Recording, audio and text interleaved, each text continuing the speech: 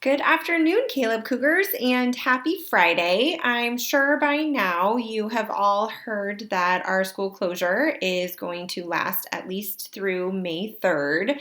And I thought, in light of that, it was time for me to try my hand at sending you all a video message. So here goes. I know we're all at our homes hearing this news, watching the spread of COVID-19, and definitely feeling the constraints of our stay home directive even more this week. And that's likely resulting in a lot of uncertainty and stress and anxiety for many of our families. I'm also hearing from a lot of you that you are feeling impatient about the availability of information and that it's pretty frustrating to see other schools and districts rolling out distance learning plans while we are still working through what ours is going to look like. I just want to remind you that we are part of a large urban school district with extremely high percentages of low income students, English learners, and students with special learning needs, and that rolling out a distance learning plan that meets such a diverse range of needs is a massive undertaking. Our district leaders are working tirelessly to put structures into place that will allow us to serve all students. And when we are considering the needs of 42,000 plus students, many of whom live in homes that are not equipped or resourced to provide distance learning, it takes time. As for Caleb, though, we are continuing to do what we can given the constraints of our system.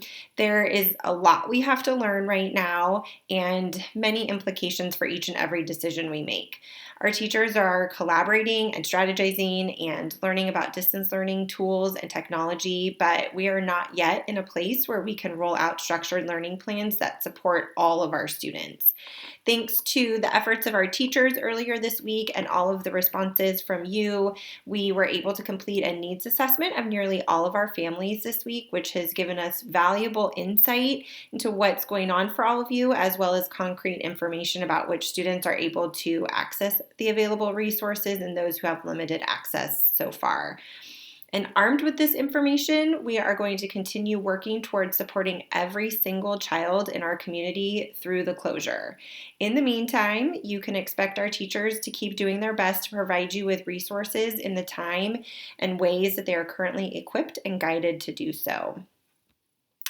As you know, many of our staff members are working parents who, just like your families, are doing the very best they can right now to balance the demands of work while also taking care of children, spouses, elderly extended family members, and themselves, of course.